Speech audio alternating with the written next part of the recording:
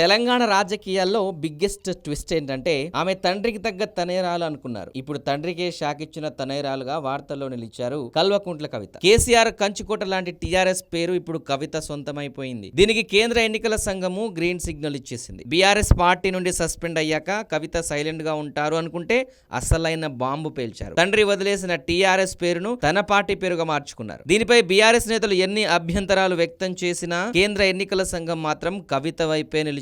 ఈ మేరకు అధికారులు బంజారా హిల్స్ లోని ఆమె నివాసానికి వచ్చి అధికారిక పత్రాలు అందజేశారు. ఒకప్పుడు టీఆర్ఎస్ అంటే తెలంగాణ రాష్ట్ర సమితి, కానీ ఇప్పుడు కవిత టీఆర్ఎస్ అంటే తెలంగాణ రక్షణ సేన. ఈ పేరుతోనే ఇకపై ఆమె రాజకీయ ప్రయాణం సాగనుంది. ఈ నెల 25న కవిత ఈ పేరును ప్రకటించినప్పుడు చాలా మంది అసాధ్యం అనుకున్నారు. కానీ ఈసీ ఆమోదంతో ఇప్పుడు అఫీషియల్ గా కవిత టీఆర్ఎస్ అధ్యక్షురాలైపోయారు. ఇది కేసీఆర్ కు మామూలు షాక్ కాదు. 10 ఏళ్ల పాటు జనం గుండెల్లో ముద్రపడిన టీఆర్ఎస్ పేరుతో కవిత జనంలోకి వెళ్తే బీఆర్ఎస్ కు ఓట్ల కోత తప్పదనే ఆందోళన గులాబీ శ్రేణుల్లో అప్పుడే మొదలైపోయింది. తండ్రి సెంటిమెంట్ నే కవిత రివర్స్ అస్త్రంగా వాడుతున్నారా అన్న చర్చ కూడా జోరందుకుంది. ఈ పరిణామం తెలంగాణ రాజకీయాలను ఏ మేర మలుపు తిప్పుతుందో చూడాలి.